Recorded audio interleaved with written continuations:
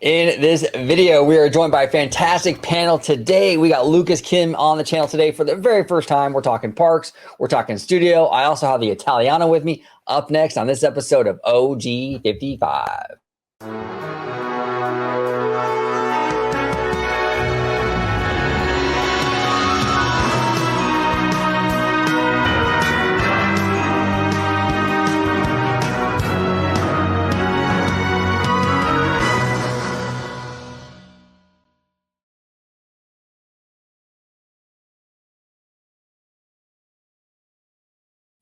Welcome aboard, everybody, to another episode of OG 55. We have a fantastic show ready for you today. We got the Italiano. We got Mr. Lucas Kim here for the very first time.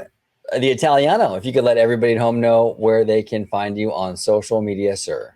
Absolutely. You can find me on X, formerly known as Twitter, at Disney George. You could also find me on Instagram under the Disney Italiano.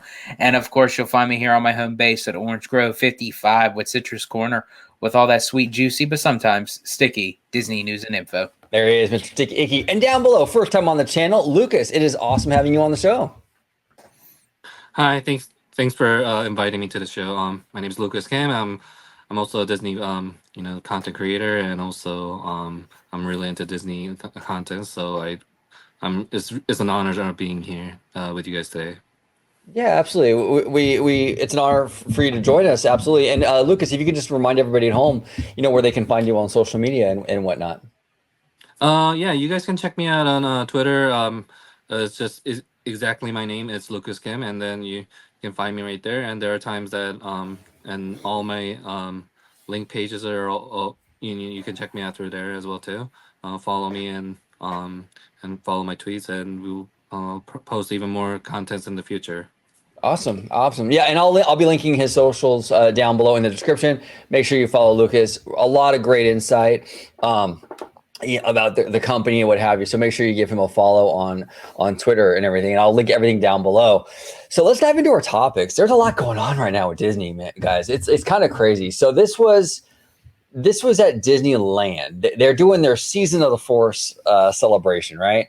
And this is from Brooke Geiger McDonald. It says here, Fire of the Rising Moons. The fireworks show debuting in Galaxy's Edge at Disneyland will continue beyond Season of the Force. Quote, it's here to stay, end quote, said Disney Live Entertainment's Michael Cerna. The Galaxy's Edge presentation will change in tandem with new Disneyland shows. So this is kind of interesting. What's your take on this, Lucas? So we're going to have these Star Wars the Star Wars version of the nightly fireworks at Galaxy's Edge. Do you like this idea? You think it's a good idea, not a good idea? Where do you stand with this, Lucas? I think it's definitely a good idea because, as you know, there has been a lot of ups and downs when it comes to the feedback about Galaxy's Edge. Like a lot of some people always feel that the Galaxy's Edge feels dead and there's nothing really much to do or anything like that.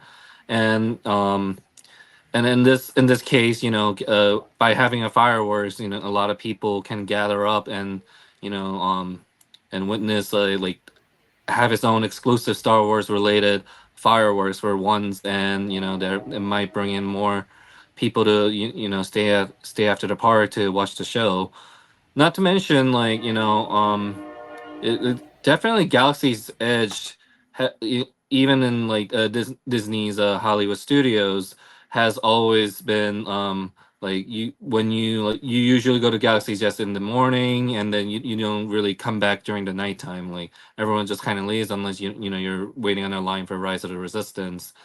And I haven't and for this kind of show, I think just adding besides Fantasmic, it would be a great addition for people to have a reason to stay longer.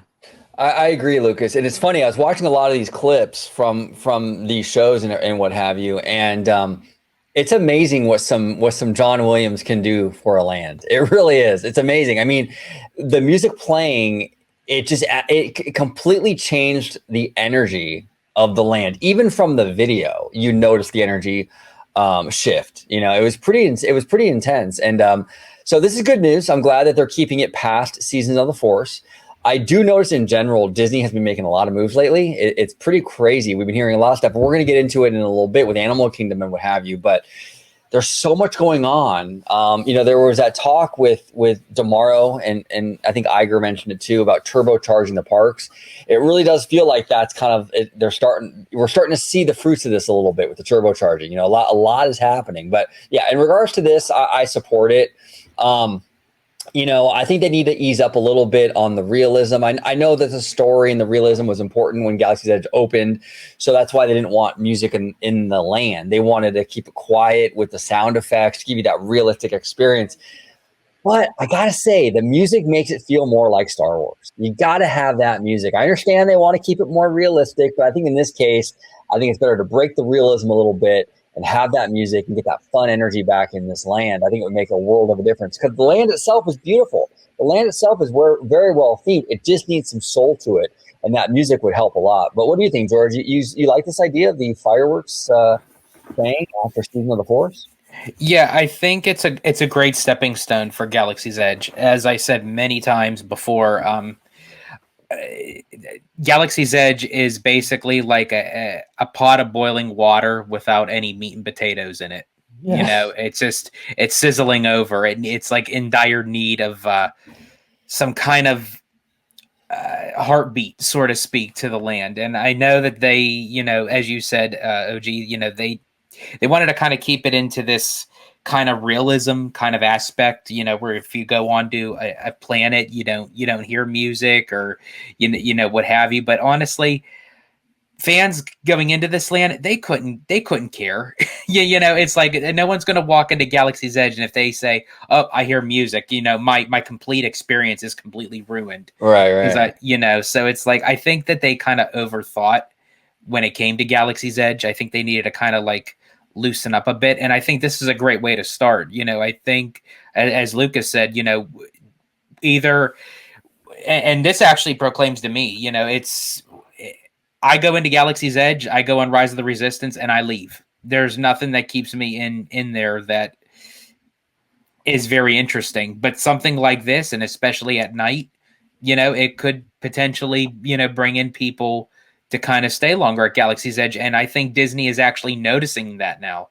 And I think that's why they kind of did like a beta tester, just for like Seasons of the Force. And it's like, okay, so we are having more people stick around in Galaxy's Edge. Let's keep it around for a while.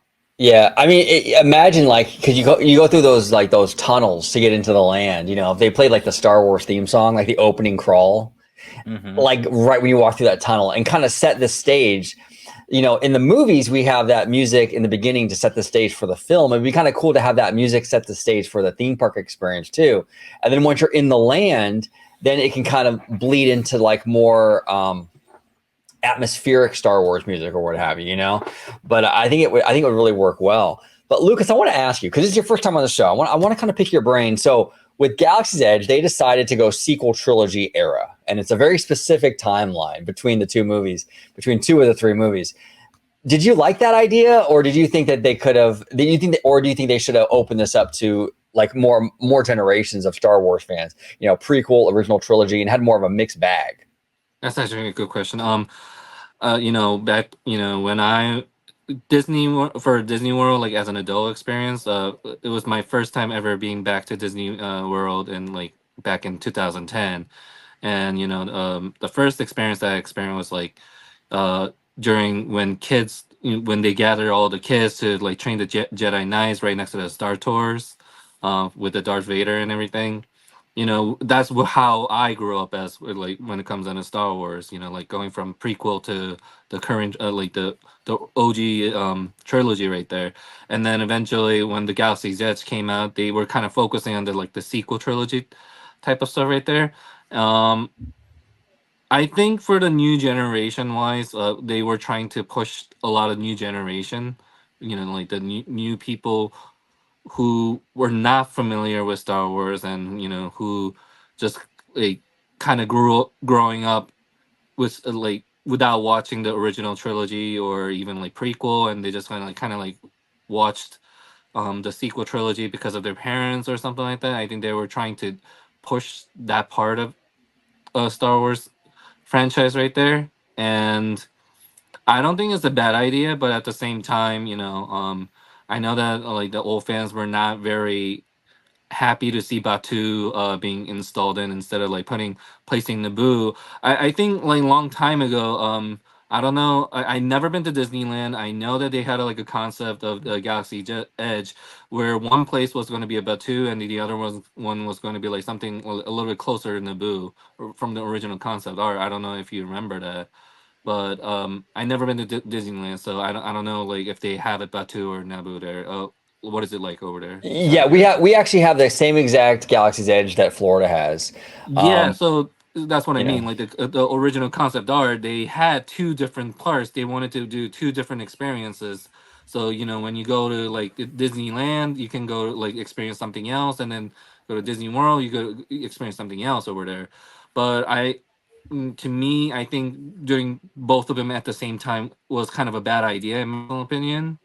I think they should have like done two different things for two different experiences, and and even the Disney World had a big damaging issues with especially with the Disney, I mean the Star Wars Galactic Star Cruiser. That was also a big disaster right there, and then in order to make up like about the Galactic Star Cruiser, they eventually try to like to get away with like close the chapter and then try to make an excuse doing the photo memory maker with the extra payment for like a more depth experience. I think that was also that also got a really negative feedback as well too.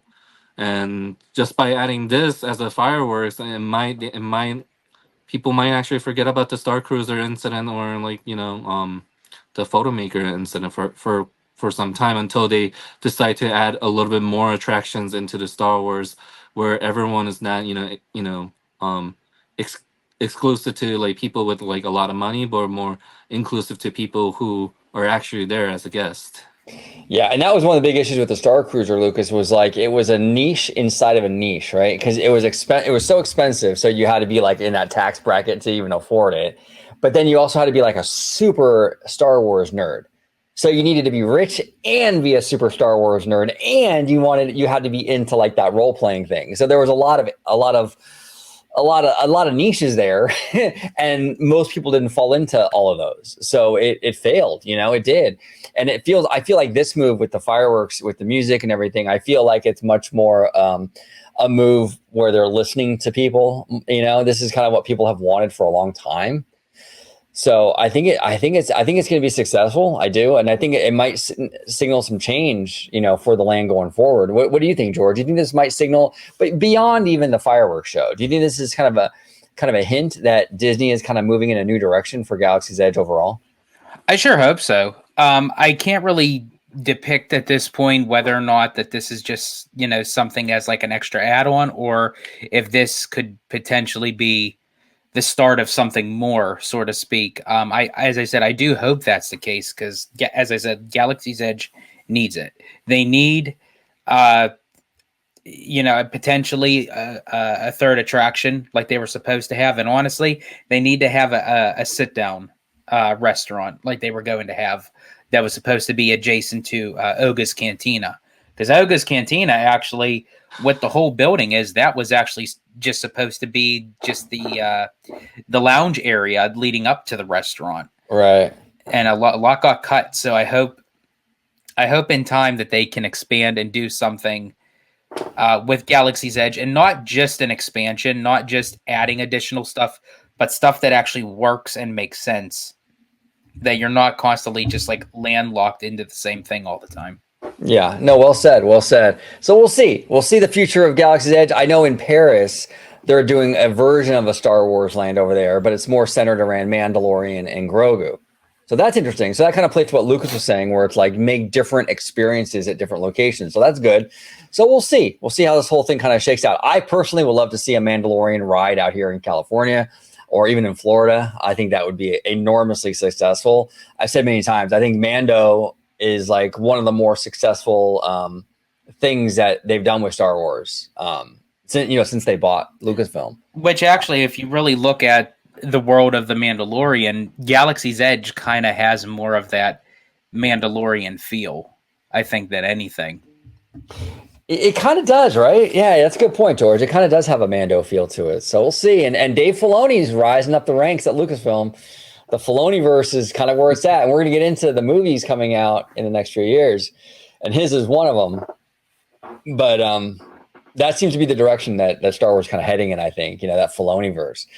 But yeah, to pivot now, we're going to talk a little bit of Animal Kingdom. This is interesting. We dove into a little bit of it yesterday, George. But this is Walt Disney Imagineering shared a new quick look at some of the 3D models being used during development of a tropical Americas coming to Animal Kingdom. Lucas, what are your thoughts on this concept of a South American area? With we're assuming it says right here there's going to be an Indiana Jones attraction, an Encanto attraction. Do you like this idea for Animal Kingdom? Lucas, or where do you stand? I mean, I shared my view on Twitter like a couple of times before. I just my original assumption about Animal Kingdom was that they already have Africa, they already have Asia, and now they're trying to have another jungle related type of theme right there, and they never really had South America in general, and Disney Animal Kingdom. So by adding this would actually sort of complete like a particular jungle area when it comes down to like the continent jungle. But at the same time, like I know a lot of people were very disappointed to hear that Dinoland USA was going to be removed for this, and according to the concept art, it like a lot of people feel that it's not really related to Animal Kingdom in general, where it's not like a jungle related or where you can see animals. So but for me, I just feel that concept art is concept art. At the end of the day, they might actually reveal that there's going to be another like passageway where you can see South American related animals, and like, or even like exotic poisonous creatures such as like tarantulas, or like the anaconda or vipers, or whatever they're gonna have in like Amazonian like type of creatures right there. Who knows? And even if you remember, I don't know if I'm pretty sure you both have watched Encanto, and like Antonio's world was basically all animals right there. So Right. everyone's been talking about it on Twitter. It's like that's the only reason they might consider like see Encanto being there, because of Antonio's animal world. And then as for Indiana Jones, I know people are upset that the dinosaur is going to be replaced into Indiana Jones, like as if it's like not a it's kind of a replacement, not actually like a complete new theme park ride or anything like that. But as far as I'm concerned, like the Expedition Everest was not exactly animal related type of ride Right. either. So neither does Cali Rapids, River Rapids. People Sure. really telling me that, like Indiana Jones is like being unrelated to this type of Disney Animal Kingdom ride. Just like kind of is moot. That point is kind of moot to me, in my personal opinion. Yeah, I would agree, Lucas. I've made that same point actually in the past too, where it's like there's a lot of these attractions that have nothing. A lot of these attractions in Animal Kingdom that have nothing to do with animals, and Everest is one of them. And this park is about animals, absolutely, but it's also about the cultures around the world as well. So, and with Indiana Jones, I think if they do it right, they can kind of tie it in maybe to some sort of animal. It could be like we talked about it, George. Maybe Indiana Jones is looking for some sort of dinosaur egg, right? Or maybe he's looking for some rare ostrich egg. Who knows what? You know what I'm saying? They can kind of do that creative storytelling to kind of tie it into the animals if they really wanted to go with it. But yeah, I mean, it's interesting. It's interesting that that people are criticizing that, because I agree with you, Lucas. I don't really see the need for everything to be completely animal based, but I would like to see, though, to your point, Lucas, also, I would like to see some animals of this region in this area to some degree. Like I mentioned, maybe some tropical birds. You mentioned the poisonous stuff, and that would be really cool. That'd be pretty badass. Something like that, whether it be like a little small exhibit even, I think would be really awesome. What do you think, George? What are your feelings on that? Yeah, I feel like Animal Kingdom has it's been a while since they've gotten new actual physical animal exhibits that showcases within, depending on which section of the world you're at. um, for instance, like the different animal trails in Africa and Asia and what have you. You have Rafiki's Planet Watch that kind of covers like the conservation side of the animal world, where you have to take the Wildlife Express train to go visit that area. So it's been a while since they actually added new like walking trails and animal exhibits where you can kind of see like new and different exotic animals. So I think that would be really cool if they could kind of showcase that and not just add IP to the land, but kind of have some extra stuff along with the IP. Right. As far as Encanto and Indiana Jones, I mean, it I think it's more to the fact of, yeah, you don't necessarily have to have it tied to an actual animal IP, but just something that fits in with the region of what you're trying to convey, within the landscape. My one criticism, and this is just me. It's not necessarily the land itself of what it's going to become and what it's replacing, because I do feel like, Dino Land, it was very kind of lackluster, kind of outdated. It opened with the park, and unfortunately, as much as intriguing as the concept of dinosaurs are, Disney didn't hit that mark like it did for Universal, unfortunately. But anyways, to my point, my only criticism about it is, in time, I hope that after they do this complete overhaul of Dino Land into the tropical Americas, that they can start considering expanding more out of the park. And I do know that the park is already about 500 acres. It's a big park. It's a mammoth. But I would like to see more added to the park than just replacing. Yeah, I agree with you. I definitely agree with you, and I think this is one exception for me because I feel like when I visited the first time this past summer, the whole park has an organic kind of feel to it, right? You feel like you're very, connected to nature and what have you. Then you turn the corner and there's this very artificial looking Dino Land. It's very plasticky looking. So I definitely do think it needed to be replaced, whether it was this or something else. I think they should have replaced it. So it's good that they're replacing it. But you're right, George. After this, though, let's expand the boundaries of this park out now. Let's stop replacing stuff and start actually adding stuff to this, right? I think that might have to be their next move. But in terms of Dino Land itself, that was the one area of this park where I'm like, It kind of reminded me a little bit of like the DCA when it first opened, like same kind of vibe.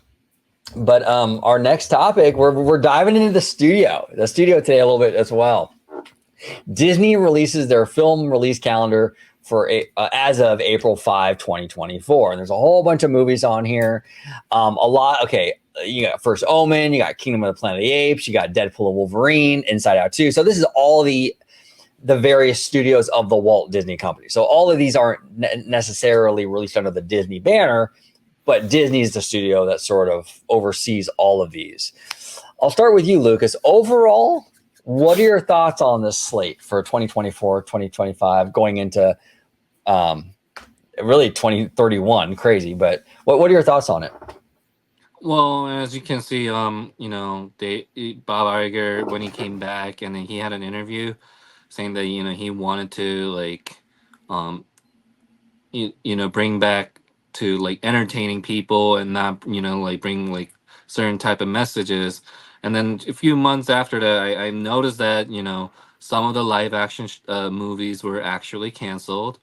That were it was still into the like in the on the line of waiting for like be produced or like to be directed. And then all of a sudden, I think one of them, I'm not sure like if this was like a rumor, but I know that Hunchback of Notre Dame was supposedly a live action that was later turned out to be canceled. And then I know Snow White was supposed to be this year. That was delayed to next year, due to the severe criticisms that people have noticed from the leaked photos. Uh, and if you can, as you can see, like according to this list, like there's not a lot of live action films up on the 2026 right there. It's just this untitled Disney, but we don't know what they are. I think they're all going to be just like a new IP, like animated or something that's going to be like a sequel or something, or like something related to Pixar movies. Um, but the way that Bob Iger was like trying to like discuss was that he decided to bring more sequels and bringing out the new IPs as of right now. And I think those are all the 2026 films instead. And we all know that Frozen 3 and as well as Moana 2, Zootopia 2, and um all those were finally announced. And I think he's just like trying to like be safe, I guess, like just by making more sequels that were originally successful from the box office. Yeah, I would agree with you. I think they had a rough go the past maybe year or so at the box office, so they're trying to go a little safer, right? So they're going to do another Toy Story. They're going to do more Frozen. These are kind of I don't want to say sure hits because you never know. Anything can flop, but they're more sure hits than something that's completely new, you know? So they're kind of going in that route. I completely agree, Lucas. It's Disney's trying to get back on its feet, and they're rebounding, but I think they're going to try to minimize that risk as much as possible. So that's interesting. First Star Wars movie back in theaters since Rise of Skywalker is Mando and Grogu, which is actually, Lucas, to your point, again, another safe move because that's an enormous franchise. Like I said before, I think it's one of the more popular things that Disney has done, under Star Wars since they bought them. So even that's a pretty safe, thing. What are your thoughts on this, George, on the slate? Yeah, anything that sticks out for you? Anything that you love, hate? So for me, I'm very optimistic when it comes to the studios. I think they're kind of in a rough predicament right now where, if they play it too safe, then you're just kind of relying on your laurels that it's like, okay, well, we'll just keep on making sequel after sequel, and just kind of do the sure bet. However, in in the position that they are in right now, I think that is the way to go for right now, Right. until they can kind of get back on their feet. Because we even seen it with an original animated feature as Wish. It didn't do so hot at the box office, but so far it's been picking up numbers on Disney Plus, and it really didn't surprise me because when I went to go see the movie actually opening weekend, um, in theaters, I thought it was a very decent film. It's not the best film.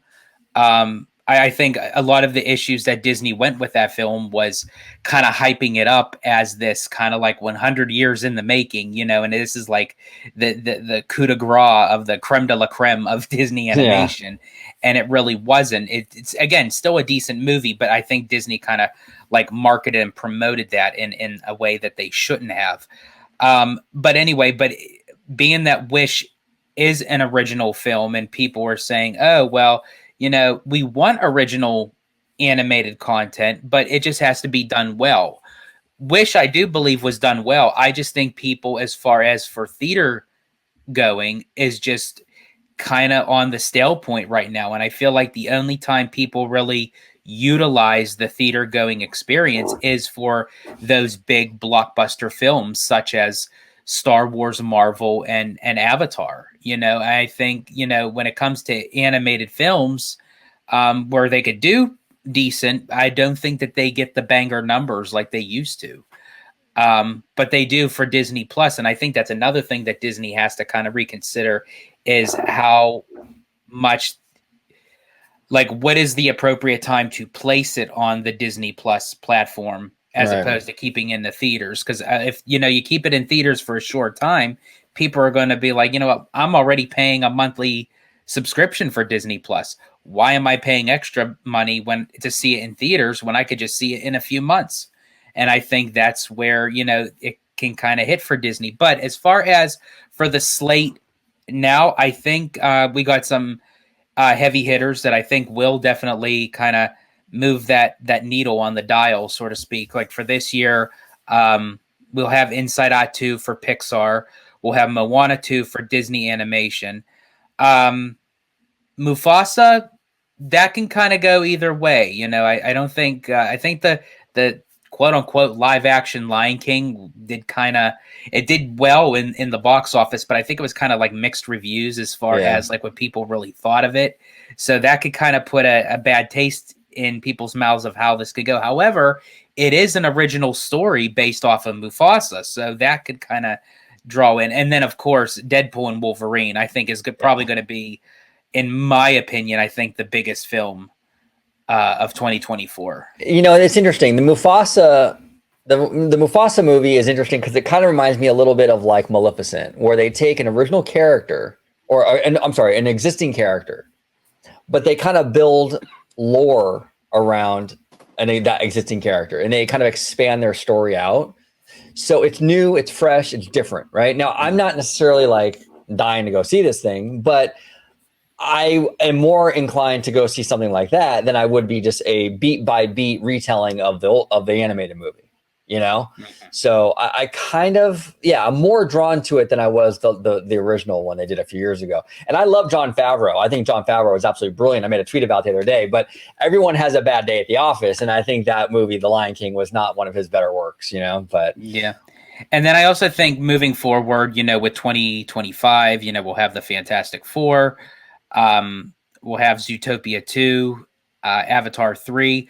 Tron can kind of go a little bit either way. I don't really know. I think it just depends on how audience takes to it at that moment. And then 2026, I think all eyes are going to be on the Mandalorian and Grogu for sure, because not only, as you had mentioned, that this is going to be the first Star Wars film back since Rise of Skywalker, but this is also a Star Wars film that for sure they're not going to add to the slate and then cancel out. The Mandalorian is such a huge impact on the Star Wars brand, and they will make sure that it does come out to the theaters for sure. Yeah. And then really quick, and then all the untitles, this can kind of go like either way, because as Lucas was saying, we really don't know what they are. They can be maybe a live action,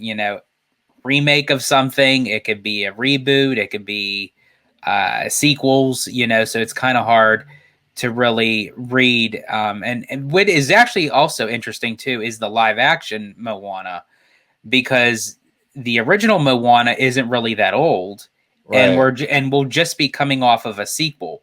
So are people going to want to go back in that short amount of time to hear the original story just in live action? I don't know. Maybe they will, but and then also too with Toy Story 5, I know we're probably all sick and tired of the Toy Story franchise as far as like with movies go, but I will say I'm kind of glad that they're doing Toy Story 5 off of the bank of the god-awful Toy Story 4, because we didn't need Toy Story 4. I'm sorry. We didn't need it. I'm sorry. It should have ended with 3.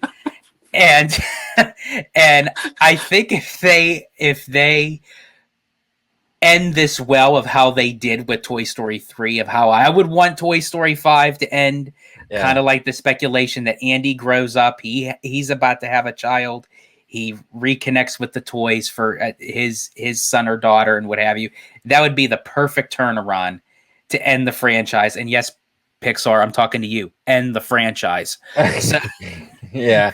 Well, that year, 2026, has the potential to be a banger year, because you got Toy Story 5, that could be a huge movie. Mando, potential to be a huge movie. And then Avengers, another potential to be a big movie. So that year, if these movies land, if they stick the landing, that could be a big year for Disney. And we don't even know some of these other untitled movies.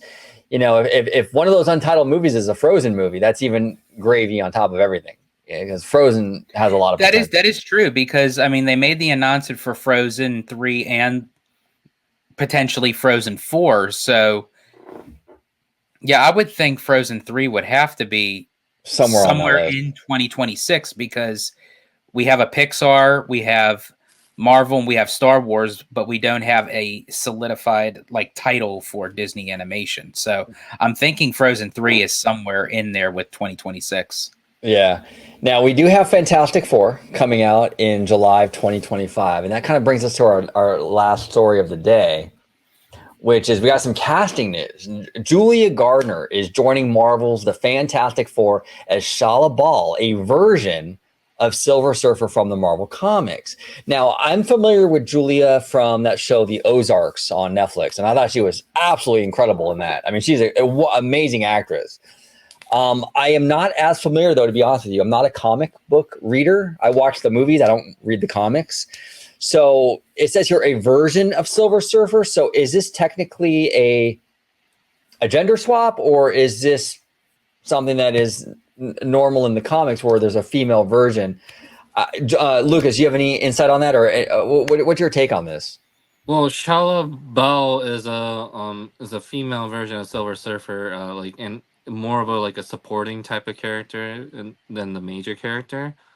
I just feel that like this announcement it can go like either way. Like a character, a Silver Surfer from another universe is like one way to do so, or another way is that the Silver Surfer character is just like a kind of like sidekick, I guess, from the main actual Silver Surfer, who hasn't been announced yet. Probably, like we can't just. I just don't feel that like just because they announced a female person, female actress as a character does mean like she's going to be the permanent main protagonist of the whole movie or something like that. I just don't want to like early judge into that.